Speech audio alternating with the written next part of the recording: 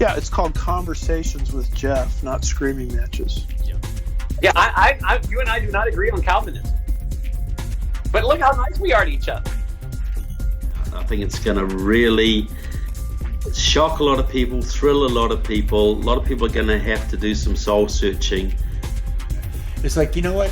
What are you doing? You're spending all your time trying to destroy another Christian because you don't understand what's going on, when you should be out there winning people for Jesus. Right. Thank you for the job you're doing. Thanks for being willing to address these kind of issues. They're vital to the church. I feel sorry for what's coming your way, but God bless you, man. It's a good, healthy conversation, and let's keep growing together in the Lord. People won't change unless they hear the truth, though. And so we need to know the truth, speak the truth. And then the last one I would say is that we need to stay in the truth, no matter what the consequences are.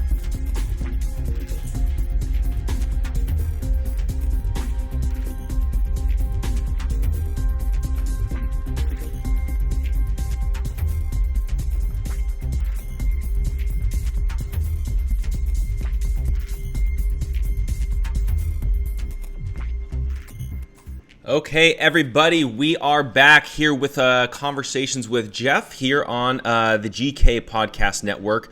Really excited about today's show in the sense of it's going to be a really important topic that I think we all need to dive into and understand, especially as we are seeing the takeover of our country, as well as our faith here within Christianity. Before we start, just wanted to remind you guys to go over to Apple Podcasts, subscribe, leave us a 5-star review. It really helps with helping us to get found on Apple Podcasts and all of that. As well, if you guys would like to support what we're doing here at the GK, you guys can go to gatekeepersonline.com/plugged-in, and that's just a way that if you guys would like to financially support us, you can do that. It's a membership program. You'll get extra access to some cool things, such as the recording from the Destroy Social Justice Conference, as well as 30% off of anything in our online bookstore. So definitely check that out, gatekeepersonline.com/plugged-in.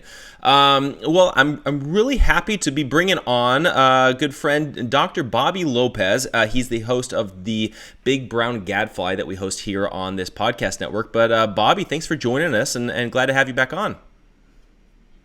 Hey, thank you for having me back on. It's a pleasure. Yeah, absolutely. You know, and the thing is that it's always fun to have you on. It's always fun to talk. But I feel like, especially with today's topic, you have a lot of insight as to what is actually going on. I feel like the majority of people that are going to be watching and listening to this, they already know. Okay, so there's this controversy with Jerry Falwell, and he's getting pushed out over at Liberty University and all that kind of stuff. But at the same time, I don't think everybody really has the full picture and the full kind of idea of what's actually going on. When you first heard that Falwell was getting pushed out, what was your initial response to all of that? I immediately wanted to know what was the trigger, what was the controversy that is being put at the forefront, and I wanted to know who started it. So I quickly traced it back to someone who's a reporter at the Houston Chronicle, who I know very well because this is his handiwork. He's an expert at stirring these controversies and pushing Christians' buttons with salacious accusations involving sex or sex abuse.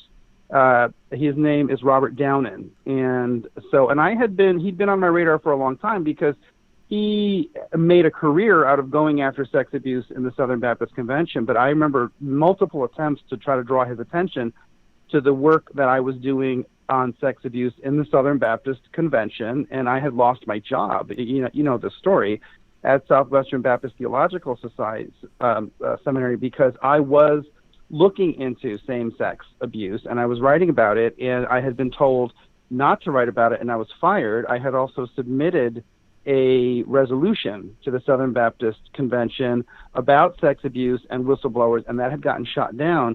And Robert Downen and all of the people that I know he is associated with, they have blacked out this information. They refuse to talk about it or cover it. So I've known for at least a year that there is this camp of people who make a business about weaponizing sex and weaponizing Christians' prudish attitudes about sex. So they take down person after person by coming up with a controversy, and they're very skillful at it. I think what people don't realize, and especially what I think a lot of conservative Christians don't realize, is that they can't trust their own reactions. I hate to say it, but every single time they take down a major figure, whether it's Paige Patterson or Roy Moore or the president of Cedarville University, or whether it's this person now, Jerry Falwell, it always feels like an airtight case.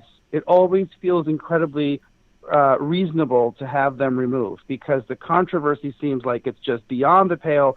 The person did something that was unbecoming of a leader, and there's all these Bible quotes that are thrown at you. And what people have to understand is that all of this is orchestrated. They have been trying to get rid of Jerry Falwell Jr. for years, and they've tried controversy after controversy. And what this group of people does is a whole network of them. It extends from Robert Downen to then Karen Swallow Pryor, and Sarah Pulliam Bailey at the Washington Post, and Jonathan Merritt, who writes at the Atlantic Monthly.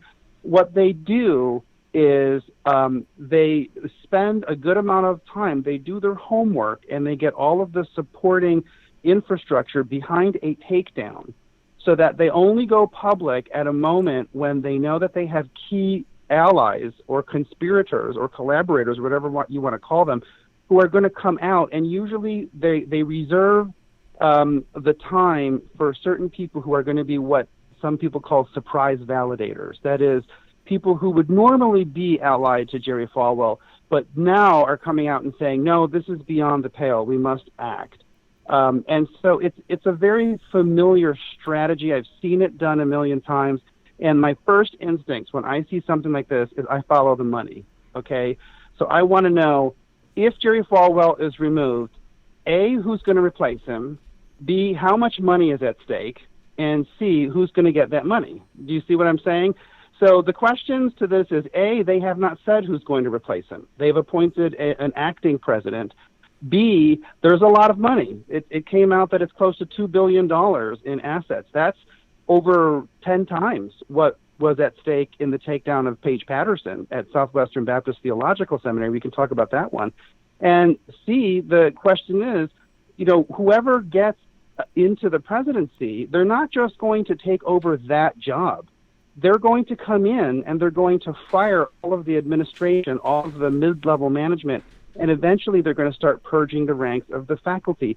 This is what always happens. They clean house, supposedly, and the more time that goes by, the less the public is even paying attention. So they're able to clean house, and then they bring in a whole new roster of people, and typically the institution then moves in the direction of the woke. Okay? So do you follow what I'm saying, Jeff? Yeah, no, absolutely. So, and I think, too, what's been interesting to me about all of this is that this never goes towards becoming more conservative. This always goes towards going woke. And I think that's an interesting point. And I think that it's really showing how much of an infiltration is going on within even the Christian education side of things. We all know what's happening out there in the world, but specifically within Christianity, I feel like we've got our guard down and we don't realize what's actually going on here. Well, I think that the takeover of Christianity is a long time coming, because they have been trying to work through organizations like the Academy of Religion, the American Academy of Religion, which, they've been trying to produce or manufacture a liberal Christianity that can compete with conservative Christianity. They've been trying to do this for a long time. It's a way of stealing the evangelical base away from the Republicans. It's purely political. It's crass. It's cynical. There's almost nothing biblical about it whatsoever, but they mask themselves as biblical, just as Paul warns in his letter to the Corinthians. Satan will come dressed as an angel of light. They've been doing this for a long time, but there's been an acceleration since Trump, because prior to the election of Trump, everybody was saying that Trump's support was coming from unemployed Midwestern blue-collar workers. And then after he was elected, people analyzed how he had won, and they realized that it was religious Catholics and evangelicals who had put him over the top. So all of this anger and this rage that you see among liberals at Trump is now being funneled. All that energy is going towards this permanent state of war, where they are determined to prevent Trump from being reelected, and anything like that happening again, So they have to try to diffuse and take over this evangelical base. And that movement was already put in place, but it accelerated. And what they have to do in this case is they cannot attack the constituents. They can't attack Christians. They can't make disparaging remarks about evangelicals. They can't make disparaging remarks about the institutions. They have to personalize it. They have to find one person at the top who's a key influencer. They have to cut the snake off at the head, and they have to create such a scandal. They do it. It's such a machine. They create this sex scandal or a racism scandal, something really salacious and inflammatory, and they just pound the Christian media with it until that person gets removed, and then they can take over the institution and get their hands on the resources that are there. So you figure $2 billion that are in the endowment at Liberty, not only does the left get to play with that $2 billion, and they'll start using it to found different think tanks that are all going to be pushing out this woke Christianity. They'll hire liberal faculty. They'll do all this game playing with that money. But on top of it, it's a double benefit because at the same time, conservatives are losing their own arsenal. They're losing their support because all of the money that would go to supporting the conservative evangelical voice has been taken from them. So people like you and people like me are stuck out in the cold. We have to try to make the desert bloom on our own. So we're always at a disadvantage. This is all prearranged. And the thing about it is that I've talked to many Christians, and they have so much confidence in their own ability to perceive and their own ability to discern what's going on. And this makes me think of the Bible when it says, lean not on your own understanding. Don't think that you can outsmart people, especially liberals. Don't think that liberals are dumb. They're not snowflakes. This is very well orchestrated. It's well funded. It's planned. And so if you see what happened here, they had access to photographs about Jerry Falwell. I will not be surprised if they have more that are even more incriminating that they're holding to release later. Now, the initial photograph that triggered everyone's anger was a picture of him at a yacht party. We've talked about this before. I don't know if the people listening are all familiar with this, but there was a picture of him at a yacht party holding a drink, and he has his belt buckle unbuckled, and he's standing next to a woman who was not his wife. Okay?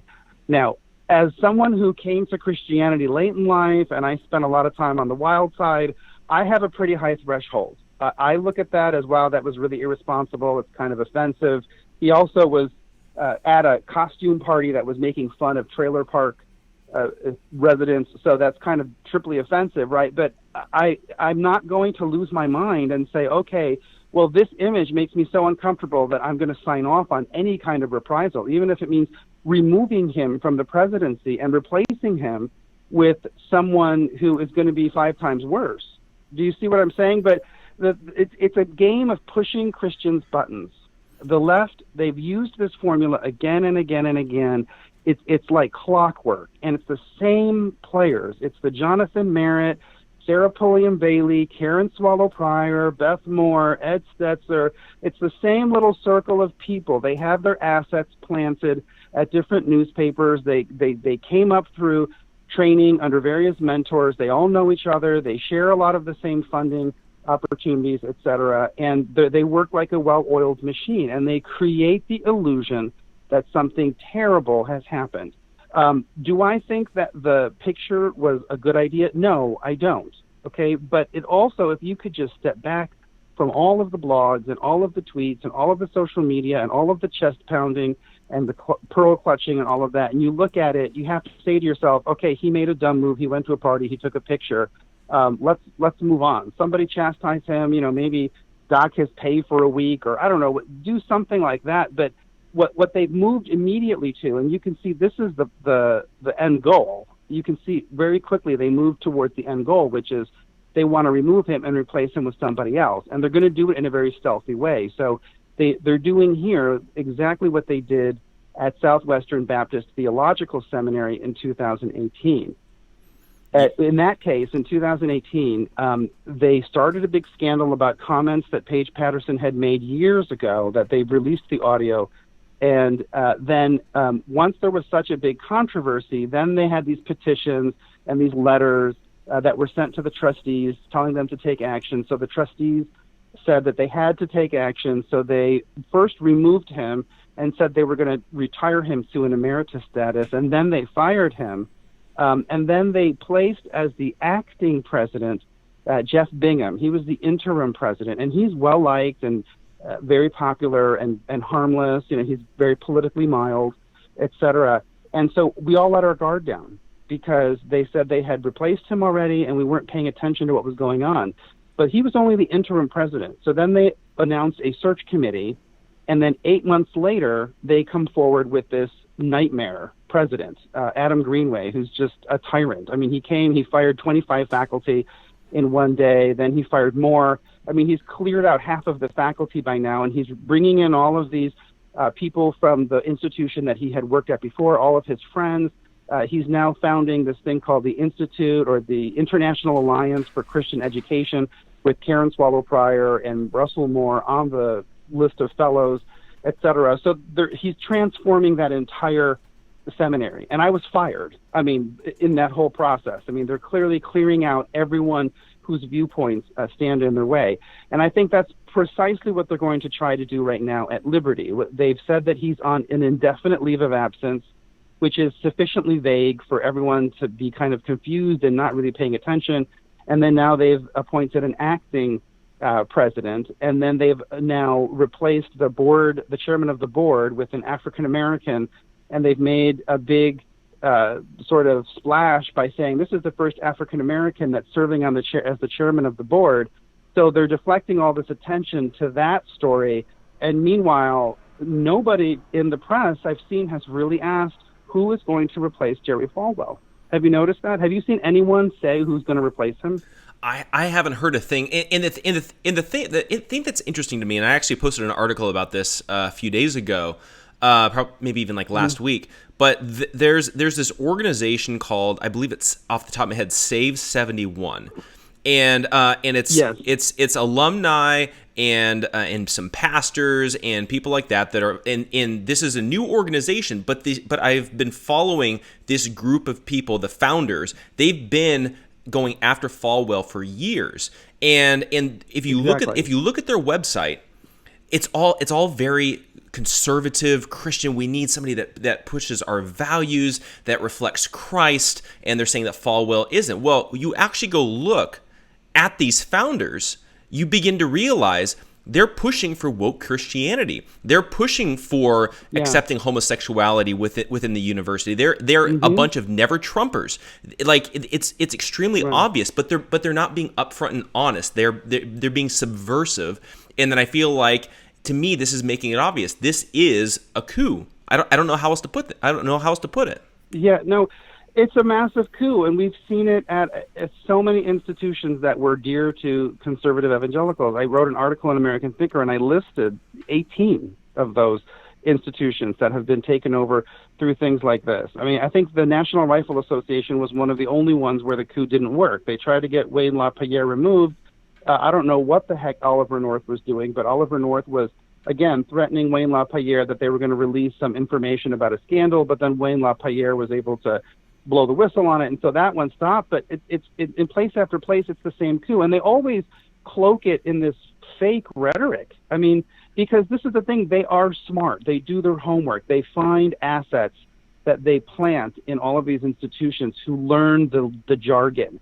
They learn the lingo, and they're able to observe what pushes Christians' buttons. That's the key term I would use. They know how to push our buttons. And so they know that evangelical Christians lose their mind about sex. So all you have to do is have a picture of Jerry Falwell with his belt buckle unbuttoned, standing next to a woman who's not his wife, and people, they can no longer reason. They lose all sense of proportion. They don't understand the larger context. They're not going to ask questions like, who are you going to replace him with? What is going to happen to this money?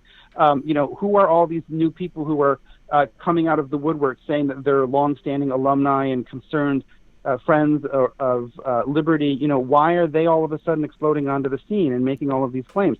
They always have a petition or multiple petitions They always come forward with some coalition of people who claim to be tied to the institution. It's all pre-arranged. It's completely staged. It's massive choreography. It's almost like counterintelligence during the Cold War, but now unleashed on conservative Christian institutions. It's crazy, but that's how it works. And it's sad because I just find that Christians, they fall for the trap every time. I've seen people whom I really deeply respect, Jeff, who I think are very wonderful people, who can't get over the photograph. Yeah. They can't get over the photograph.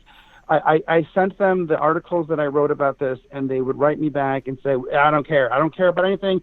You know, Jerry Falwell is a disgrace. He should be removed. Hang him in the public square. And it's the same thing that I saw with Paige Patterson. There were tons of people that I know personally who did nothing but praise and flatter Jerry Falwell Jr. because they were angling to somehow get into one of the ventures tied to Liberty University, you know, because he launched the Falkirk Center, he launched this, he launched that. You know, so people were all trying to get access to it. But, of course, once the cards are on the table and it looks like he's got a losing hand, then all of a sudden people come forward saying that they've been concerned for years and years and that they never liked Jerry Falwell. And I mean, it's just complete betrayal. But I've talked to many people that I know and that I personally very much respect, that they can't get past their reaction to the photograph. And then now, I don't know if you saw, but the most recent article that was posted on Julie Roy's blog, and I don't know a lot about Julie Roy. She pops up here and again, but I really have to pause when I see her most recent posting about the Falwell case, because it's just so irrational. She makes it seem as though this huge scandal has now been compounded by the fact that people have come forward with evidence of what Jerry Falwell was liking on Instagram. Did you see this? And he was liking posts by students, Liberty students, females, who had posted pictures of themselves in bikinis. And Jerry Falwell was liking the pictures, for several years going back. My question is, who the heck is digging through Jerry Falwell's likes to try to figure out what he likes? Number one. Number two, I don't know how to say this without making more enemies than it's worth, but I'll just say it. I don't have a problem with a man being heterosexual. You know what I'm saying? I mean, if the women who had those Instagram pages felt that those pictures of themselves in bikinis somehow represented something about themselves that they wanted to share with the world, I don't feel that it's wrong for him to hit like on them. I mean, unless you want to extrapolate and suggest that because he was hitting like on those pictures, he must also be viewing violent pornography or something that's really degrading, then, but if you're going to go down that road, I would say that you're violating the 9th commandment. You don't know that. You're just conjecturing. You're trying to put 2 and 2 together and coming up with 22, Yeah. So I think that it's an example of how people lose their mind. I don't know who Julie Roy is. Maybe you can enlighten me. But I looked at this post, and then it was cross-posted on Pulpit and Pen, and I'm just lost as to what the reasoning is here. Why am I supposed to be shocked that there are women with bikinis and that he liked their post? And then there was one woman who was quoted in the Julie Roy's article, and this was a Liberty student, a woman who said that she felt threatened or she felt uncomfortable or intimidated by the fact that he hit like on her picture because, he's a man in a position of power. And I'm looking at that and I'm just thinking to myself, well, why would you put a picture of yourself in a bikini on Instagram and then not want people to like it or not want to know that people are looking at it? It really does not make any sense. But that's the kind of thing that you're dealing with here. The people who are staging this coup, they probably have a lot of contacts with people like Julie Roy's. Maybe Julie Roy's is part of the plotting. If she's not, she may just be someone that they know how to push her buttons. And they know that she's going to, basically fall into the traps that they set for her. So we're dealing with psychological warfare to a certain degree. And ultimately, at the bottom of it, Jeff, it's all about money and power. They want that $2 billion endowment. Can you imagine what they can do if they get into position someone who is sympathetic to their causes, who is going to be in charge of that endowment? Just to give you a sense of how this can go, look at what happened at Southwestern. At the April 2020 meeting of the trustees, they passed a motion allowing the president who replaced Paige Patterson, whose name is Adam Greenway, access to the restricted funds of the endowment. So he gets to take all the money out of the endowment. And, basically he can do it without prior approval. So he can burn through that endowment money. If you get the trustees to pass a measure like that with a new president, you can imagine the kind of damage that can be done to conservative evangelicals with that.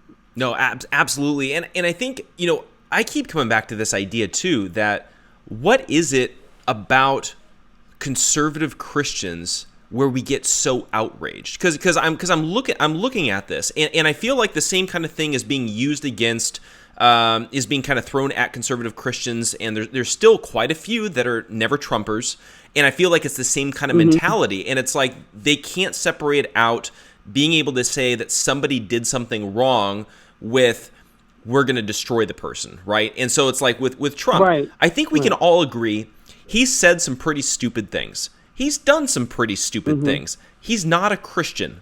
More than likely, he's not actually saved, right? But at the same time, compared to Hillary Clinton, he was the better of the two choices. But because he had messed up and he had sinned and he wasn't the perfect person, they couldn't vote for him. And I feel like the same kind of standard is being held to Jerry Falwell. Falwell, overall, is leading one of the few Christian conservative universities left in the country.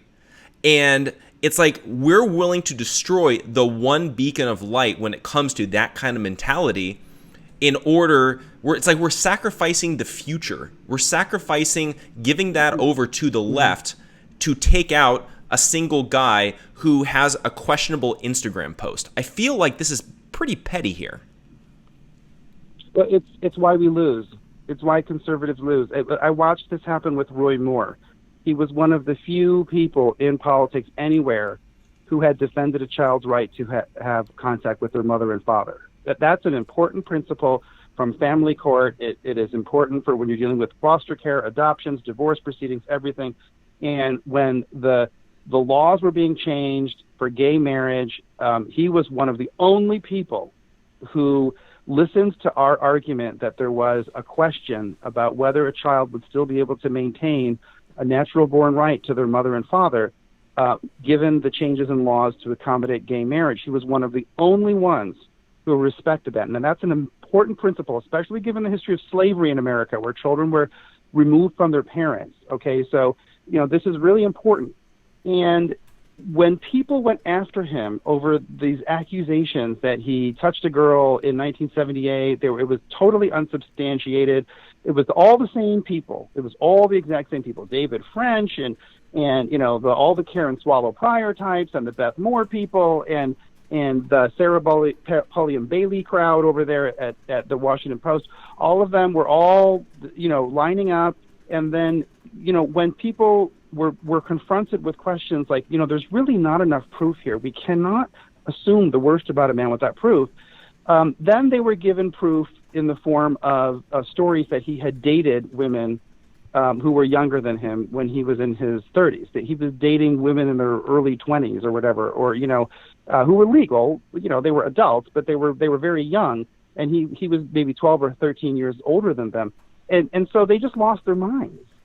They really honestly lost. They couldn't think through the rational understanding of this. And what they did was they gave away the Senate seat to Doug Jones, who's radical and who is kind of crazy, So I think that this is what they do over and over and over again. It's the trap, and the left knows that we will do this. They know what our buttons are to push.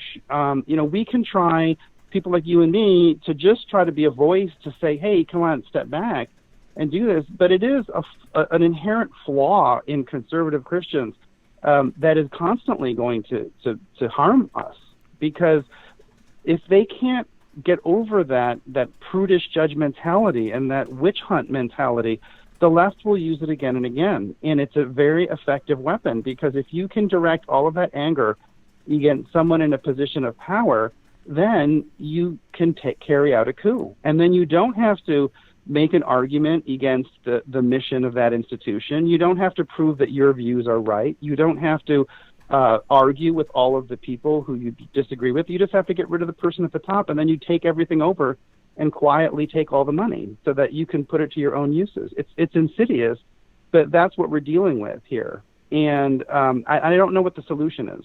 Yeah, well, and I think part of the problem as well is that it's like we're playing, like you keep saying, we're playing into the left's hand when it comes to this, and it's like we can't focus so much on winning every single battle that we're going to lose the war, and that's kind of my mentality when it comes to this a little bit as well. But I think at the same time we have to remember as well, the left, they're the ones that are actually creating all of this. They're the ones that are actually exposing a lot of this. And this happens with Trump. This happened with Kavanaugh. This happens now with Falwell, happened with Paige Patterson. Like the list goes on, and we can keep naming all the names, right?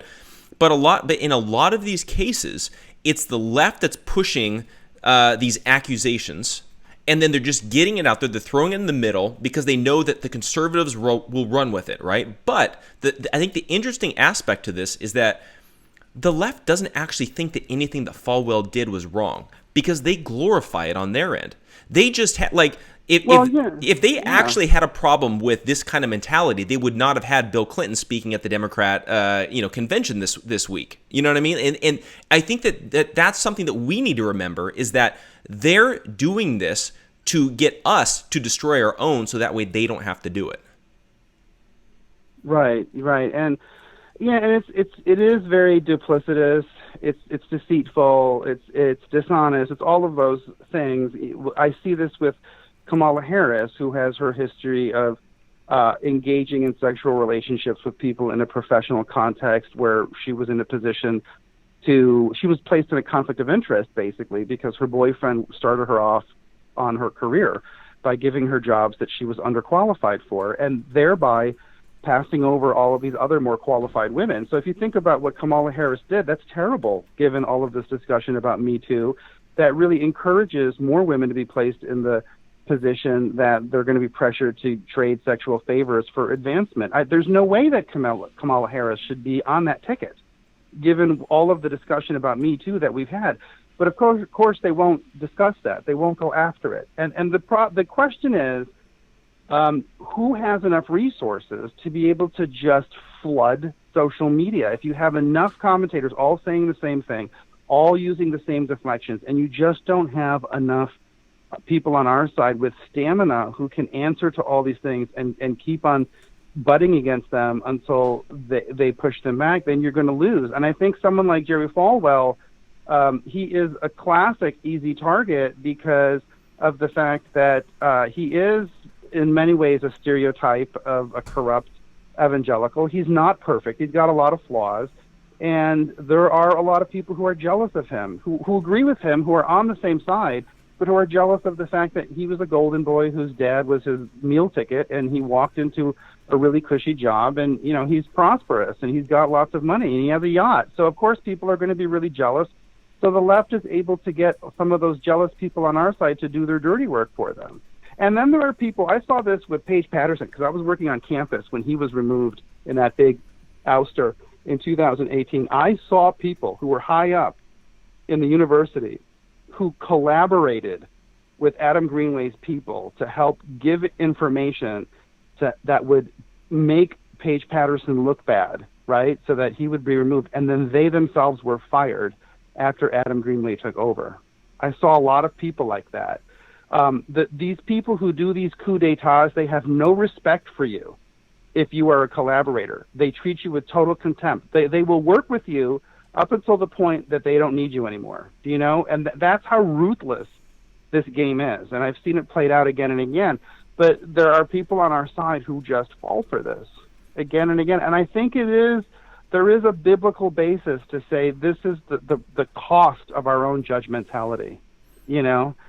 This is the price that we pay for being unforgiving and unmerciful, and for not understanding that public servants are servants, in our world, because we live in a democracy. And I think this flows through all of our institutions. Public servants are servants. Now, some will say that we live in a republic, but the same thing applies, okay? So, they're not tyrants that are dominating us. they're people who are serving us. And if they mess up, you have to think about it. If you have a worker who messes up, the merciful thing to do is to talk to them, to discipline them, but to give them another chance, and to not hang them in the public square over the smallest mistake. If you had a secretary, if she, took a lunch break that went for too long and then came back and lost some paperwork, are you going to, execute her with a firing squad in front of the office building? Of course not. You're going to chastise her and do some disciplinary measure and then move on. But we don't see it that way. We see it as if these people are somehow on a pedestal, like they're supposed to be perfect. And if they have one flaw, we not only remove them, but we have to humiliate and destroy them. Why do you think this is happening? Because I feel like there's this whole like quote unquote discernment world, and everybody always says like I'm in it. I don't really consider myself in the whole discernment world. I think it's stupid, petty. It's a bunch of cancel culture garbage, right? But what is it about having this idea that it's our job to go out and literally take out people, right? It's one thing if we're going to say, this is right, this is wrong, let's kind of decipher between truth and error, and that sort of thing. But it seems like everybody is so focused on that guy messed up, now we're going to destroy the guy. And I feel like we see this over and over and over again within conservative evangelicalism. What do you think it is that's really motivating a lot of this? I think that let's go to the Bible. In Ephesians, in the letter to the Ephesians, Paul says, we fight against the powers and principalities and the evil forces in the heavens. This is not a war against flesh and blood. I think that we have a discernment world because discernment is important, and there is a lot of heresy and there's a lot of fakes. And you and I are doing a little bit of that work right now because we're trying to lay out for people what all the lies are. You have to at least speak the truth when there is so much falsehood floating around. So I think people are responsive to that. They see the need for it, but I think that they start to lose the distinction between sharing the truth and attacking lies, and then on the other hand, destroying people. And probably for me, the line that is I don't want to cross ever is if the person has apologized, if you continue to go after them, that's wrong. Do you know what I'm saying? Yeah. So I think that that's why, for instance, someone like Karen Swallow Prior, I have no problem bringing up over and over and over again all of the stuff that she's done that has destroyed people's lives, because I don't think she ever apologized. From what I know, she never apologized for what she did to Paige Patterson, and it was wrong. And somebody has to, at some point, go up to that woman and all the other people like her and look them in the eyes and say, what you did was wrong. That was vicious, that was unchristian, and it was cruel, and it was unfair.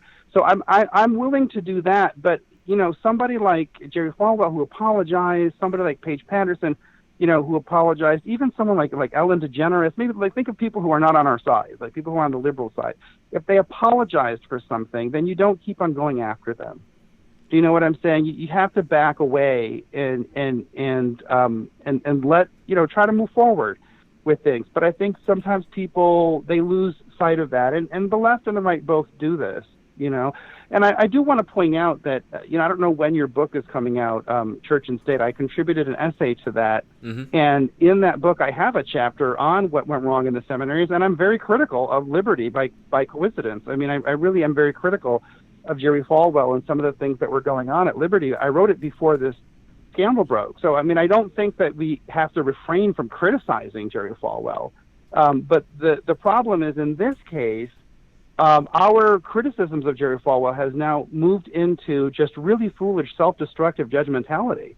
And we're handing over to people who are the enemies of what we believe in the keys to our resources. And, that's wrong, because that's a lot of money. And the $2 billion that's sitting in Liberty, that's money that Christians gave in good faith. That Christian parents paid that to Liberty. There were donors who gave to that organization. So that is, those are resources that really belong to the kingdom. So we can't be flippant about it and be irresponsible. Yeah, absolutely. And for people that don't know, the book that Bobby was referencing there is Church and State: How the Left Used the Church to Conquer America. And it really, a lot of what we're talking about today is a lot of what's written in that book. We're hoping to actually have that out in the next few weeks. So if you guys are interested in that, you guys can go to gatekeepersonline.com/church and state, check that out.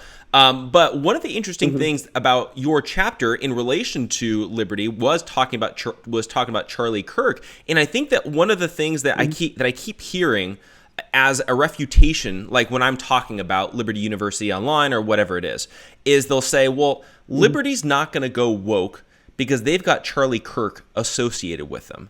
So why are you still concerned, even with Charlie Kirk associated with Liberty, who's by all means, according to the public, he's a strong conservative. He would never let Liberty go woke. Why would you still be concerned about Liberty? I think that you can rest assured that with Charlie Kirk there, Liberty University is not going to become pro-socialist, right? They're not going to reject free market capitalism, but that's pretty much the extent of Charlie Kirk's quote unquote conservatism. He is not with us on the LGBT issues at all.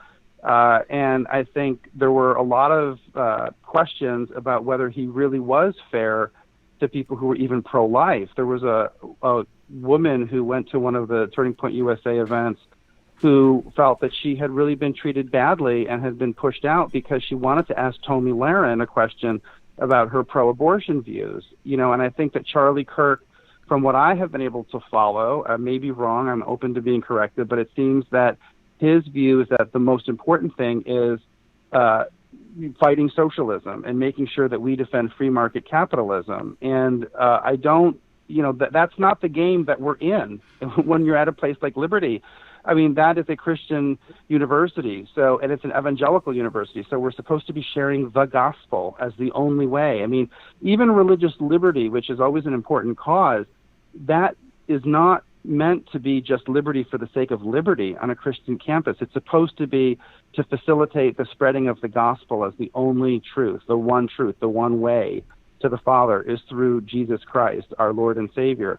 And so I think it's very possible to have Charlie Kirk on campus. Charlie Kirk has Turning Point USA chapters on liberal campuses all across America. Many liberal universities, they still have them there. And largely, I talk about this in the chapter in the book. One of the things is I respect Charlie Kirk for taking on the administration and dealing with those administrative problems that many conservatives had not dealt with before. He deals with student activity boards. He deals with the administrations on different campuses when he's starting these Turning Point USA clubs. But he's never really taken a strong stance in terms of trying to protect the faculty. Very little interest in that. And I know that because as a faculty member who's been driven out of jobs based on my Christian viewpoints, that's something that I was sensitive to. So it's very possible for him to have Turning Point USA on the Liberty campus and to have a vibrant Turning Point USA club. You might have vibrant conservative students there and still have a woke administration, a woke faculty, because with the president gone, when you have a new president coming in, you just have to look at what happened at Southwestern. That new president gets to appoint all new vice presidents. Once that new president is anointed by the Board of Trustees, no one is going to step in and stop them. They're not going to come in after they've done all this work to put him in power to say, no, I think you need to leave that person in their job. I don't think you should bring this person in. They're not going to do that. And so depending on who they appoint, you could very easily have someone who's going to come in, who's going to have an antagonistic relationship to Charlie Kirk. Maybe he'll tolerate him. He'll try to maybe secretly clip his wings the way that Adam Greenway's administration tried to quietly silence me when I was at Southwestern. But I don't think that his institute in and of itself is going to at all stop the liberalization of the faculty, of the administration, of all the people who run the student activities. So you could have the Turning Point USA chapter there and then start having the Student Life Office bringing in speakers who are more pro-LGBT, bringing in people who are going to have an interfaith dialogue with Muslims and Buddhists and all these other religions. And at the same time that they do that, they might start, blacklisting somebody like a pro-life speaker. They might say, well, we don't want Ryan Baumberger to come speak or Star Parker. because they're too controversial. We don't want them. And so we'll quietly blacklist those speakers. At the same time that they're going to start pressuring the different faculty members who are maybe very outspoken and conservative, they're going to call them in and they're going to say, look, can we tone down this? We only want you to publish these kinds of articles there. And if you continue to publish what you want to publish and resist them, then eventually it becomes disciplinary and will drive you out. And then they'll go on a hiring spree and replace you with someone who is more woke. It is absolutely within the realm of possibility that Liberty could become another Wheaton or, another one of these Christian schools that becomes woke right in front of everyone, right in front of their eyes. And I don't think that Charlie Kirk is the dam to stop that water. You know what I'm saying? Yeah, that is a really good point, because there's a difference between opposing socialism and being pro-capitalism and being a true conservative. And I think that we've Correct. kind of Yeah. lost that conversation or that talking point, I think, in a lot of this. Maybe even since Trump came into power to a certain degree, in order to allow for guys like Charlie Kirk to kind of come in and kind of be the leaders and things like that. I think another interesting aspect when it comes to these Christian universities and seminaries is that, like, even at the Southern Baptist seminaries, right? They're going more left, they're going more progressive and that sort of thing, but they're still giving lip service to being conservative. They're still acting as if they're conservative. And I think that that's where a lot of people are like, yeah, but is this really happening?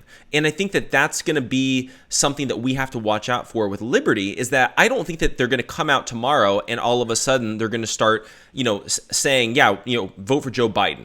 I don't think that they're necessarily going to go down that route. I don't think they're going to go down the route of being hardcore lefty in the sense of the way they present themselves, but maybe more in the way that they are setting things up for the future. And I think that that's something that we have to watch out for as well, in the sense of, they may not come right out and tell you what their plans are, but that doesn't mean that they still have these subversive plans. Right. Well, absolutely. You hit it right there on the bullseye. They're not going to come in and be overt about what they're doing. That's one of the rules of engagement when it's a takeover of a conservative institution. You cannot dismiss or belittle the mission of the institution. You can't disparage the constituents or stakeholders of the institution. It has to be completely personalized against one bad leader who's going to be cast as a bad apple. And everything's going to be directed to that person's personal flaws. Everything is going to be much more subtle. And they may never come forward and say, look, we're woke, we're liberal, but they might be making all kinds of decisions behind the scenes that are sabotaging the conservative side. So that's, if you look at what happened at Southwestern with me, that's a perfect example. I mean, I was literally fired. They called me in time and again, try to get me to resign, or to try to completely not say anything publicly. And then they had all of my coworkers who were laying traps for me around the department, and eventually, if you just don't play their game and you just stand your ground, then eventually you do get fired. Right. And they will respond. Like, let's say, for instance, at Southwestern, what they did was they then issued a statement doubling down on their support for marriage as between only a man and a woman. They'll make some lip service like that at the same time that they're essentially firing the people who are really strong in opposing it. I mean, if you look at the way that the entire Southern Baptist Convention has gone, let's look at how they deal with sex abuse. They make that issue front and center, but then you have lots of sex abuse issues in large churches whose pastors are friends with this woke crowd, and they get a pass. I mean, there was a huge story in the New York Times about things going on at Matt Chandler's church. Matt Chandler's church is very closely tied to the woke crowd in the SBC, but you don't see the kind of massive movement to have him removed the way that they fought to have Paige Patterson removed. You don't, because they're not going to go after their friends. So they can apply that same hypocrisy by saying that they're a conservative institution. They might say that they're Republican, but they're going to throw their weight behind, some John Huntsman or some Republican candidate that they know darn well the base of the Republican Party doesn't really respect and isn't going to go for because they're not conservative enough. So they're going to play lots of games like that. They could also play lots of games by saying, well, to be pro-life, you've also got to be, talking about health care and talking about poverty. And so they try to dilute all of these very important labels like pro-life or pro-marriage. I saw with Revoice For instance, they were able to even distort the language about heterosexuality and about biblical sexuality to say that that they support biblical sexuality, and because they support it, that's why they're supporting these celibate LGBTQ people, because those are true heroes, because they're sacrificing their desires in order to be biblical, and they're supposedly not having sex with the same sex. So, there's all these ways that they twist around the labels or the slogans or the causes that we hold dear, and that could very easily happen at a place like Liberty. And this is not science fiction. I mean, this has happened at many different institutions all over the place. It's very common. Yeah, there definitely is a precedent for this, and again we see the same strategy, it seems like, happening repeatedly over and over and over again. And at a certain point, you begin to wonder, why don't conservatives get this? I feel like we should have learned this in the political world. We should learn this within the church. We should learn this within the education system. This is standard procedure of the left, and we just keep falling for it and basically doing all their dirty work for them and letting them win. Now I think I think what I wanted to do as kind of the wrap up question maybe is, where do we go from here? Because I feel like what we're doing is the left is constantly infiltrating into the church. We're seeing them gaining ground. I don't really see true conservatism and conservative Christianity really gaining ground very much at all. How do we actually begin to push back and start gaining ground for the church? Because I gotta tell you, it seems like as we go along, churches are falling, seminaries are falling, universities are falling, and then now even within politics we're falling. How do we come back from all of this? I think the key is you've got to build. That's why I work with you. That's why I like gatekeepers. I like what you're doing, Jeff, because I look at what you're doing and I'm thinking to myself, okay, you're starting off at a certain place, and if God blesses you and you can grow into a really big platform, I want to be there with you. I want to be someone who's building right from the ground level up. Do you know what I'm saying? Yeah, and I totally appreciate that. Yeah, no, I mean, we have to do that. I think that there are a lot of people, I'll just be real blunt with you, okay? So there's a lot of people who are in my situation, after being fired from the seminary and after having lost all this stuff, who would say, I've got to join Heritage. I've got to get back in. I've got to get in with the people who have huge platforms. And the minute that you think that way, you have to step back and you have to ask yourself, whatever is shiniest and most appealing to me because it looks like a big, powerful, well-funded organization, that has already been noticed by the left, and they've already figured out a way to take it over.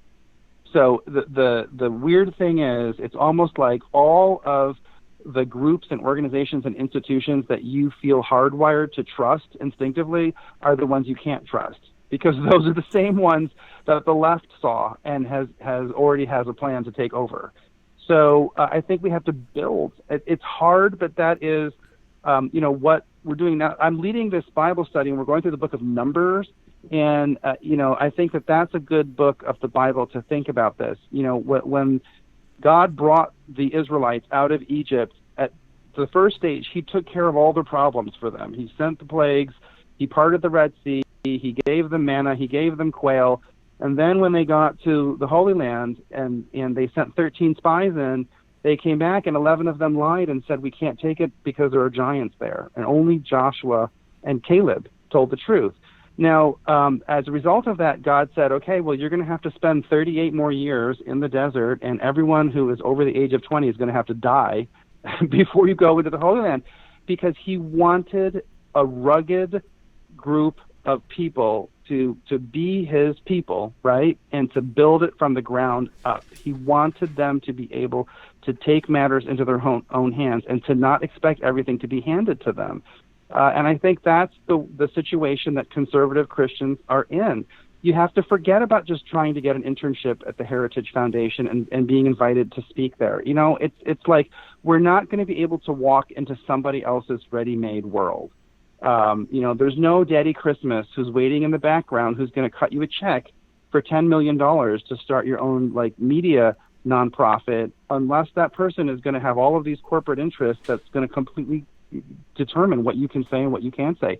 We've got to build things up from the ground level, and we have to remember that this is overwhelming, that there are so many things. Almost everyone that we thought we could trust, we're realizing we can't trust, but you still have to remember that we're talking about the elite of the institutions. We're talking about the uppermost echelon, the uppermost 0.5% of conservative Christians in America are the people who populate things like Heritage Foundation or Focus on the Family or the Colson Center or all of those groups. The vast majority of the people in the conservative Christian world are with us. We just have to find a way to reach them and to build platforms. So that's why I just want to ask anyone who is listening to this to please pray for your organization, Gatekeepers, that it can be built up. Because, when you see a startup like that has potential and that has real people in it, and you're with people who are willing to start with like almost nothing, you know what I mean? And to really build up from there. I think those are people who need your prayers and your support.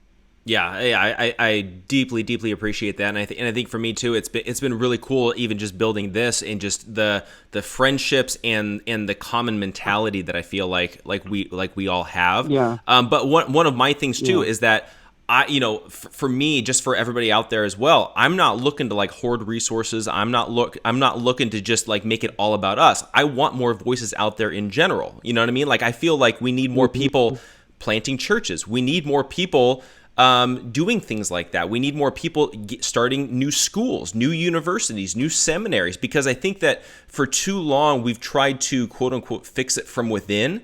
And I think that in a lot of instances, the left and the people that are being subversive, they have such a stronghold, I guess you could say, that it's almost impossible for us to actually gain ground. So it's almost like we have to separate ourselves, start fresh, start new, and then go out and evangelize, bringing the lost to Christ, and then bringing them back into the fold in the right way.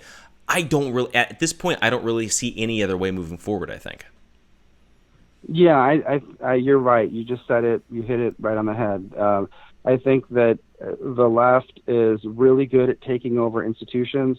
So they let other people build up things, and then they move in and they take it over. And we're just generally not good at that. We're never going to be able to compete with them when it comes to that. So we've just got to build. And this is one of the reasons why, for instance, people will go on and on complaining about Pulpit and Pen, and I will not complain about them because I have to respect the fact that they did build that website, that they did do that. And I remember earlier years when it was a really small operation, but they did build it up, regardless of whatever things that they may have posted over the years that I disagreed with or whatever. I mean, they did build it and they amplified it. And so, I think you have to, that's the way to go. I just build. Yeah. And and be happy with whatever little things you're starting out with. I mean, if it's just, I remember when I talked to some of the people on the left, for instance, because I grew up in the very left-wing environment, and some of the people who built up these huge organizations that are now recognized by the UN, and they go all over the world, and they tell me, in 1970 there were 3 people in a basement. So you wouldn't even know the humble origins of some of these organizations. And we do have to give some credit to the left for that, because there were generations that they built some of their movement out of really nothing. You think of something like the civil rights movement that started really from scraps, and then they were able to just gain enough momentum. And so we've just got to do that. And I think that your idea of starting new schools and seminaries is a good one, and I also think we have to start our own culture. So I just think that I'm trying to find as many creative writers as I can. I think we need to start new presses and theaters and all this kind of stuff, and so that we can have places that we can go and be creative and try to indulge things like humor and irony and sarcasm, and not feel suffocated all the time. No, absolutely. I 100% agree with you on that for sure. So, but yeah, Bobby, I totally appreciate you coming on. This is one of those conversations that I think needs to be had. Not enough people, I think, are having it, especially when you're dealing with academia, dealing with Christian universities, and just cancel culture in general. We totally need more conversations like this for sure. Now, if people want to follow you, your writings, all that kind of stuff, what's the best way for them to do that? Well, I have a blog, which is bobbylopez.me. I spell Lopez with a Z. So that's one place. Also, I am on Twitter, R Lopez Mission on Twitter. So, and from there, you'll see links in my profile to the Big Brown Gadfly and all the other stuff that I do. So. Yeah, for sure. Definitely follow him. Keep up on everything he's doing, writing about, and that sort of thing. Again, a lot of these topics that even like we're talking about today, vitally important for the future of our country, but also vitally important for the future of the church and Christianity. So, Bobby, again. Hey, listen, and I'll be go for it. I'll be praying for you too with those wildfires. Are you okay? Yeah, what's going on? Yeah, luckily we're okay where we are, but we do have friends and family that are getting kind of close, and they're seeing smoke and that sort of thing. So it's one of those things where we're constantly checking in with people, making sure that they're okay and they're getting out if they have to. So that's one of the crazy things about California is you never really know. All right, stay safe. Okay, you too. And then everybody else as well, thanks so much for tuning in. Really appreciate it. Subscribe, leave us a 5-star review. Again, if you can, really helps us to get found and get out there. And then finally as well, if you guys would like to pre-order that book, Church and State, How the Left Used the Church to Conquer America, Bobby is one of the contributing authors there. As am I. I've got guys like Pastor Greg Locke, Dr. Michael Brown, Denise McAllister, Pastor Kim Peters, Dr. Mike Spalding, just a bunch of great contributing authors. Again, taking a look at a lot of the stuff that we're talking about today, the left's infiltration into the church in order to conquer America. It's a vitally important topic. Definitely check that out. Go to gatekeepersonline.com/church and state. If you use the code Bobby at checkout, you'll actually get 10% off as well as a free copy of Sam Jones' new ebook, Why I'm Pro-Life. So check that out, gatekeepersonline.com/church and state. And then, thanks so much for tuning in. We will see you guys next time.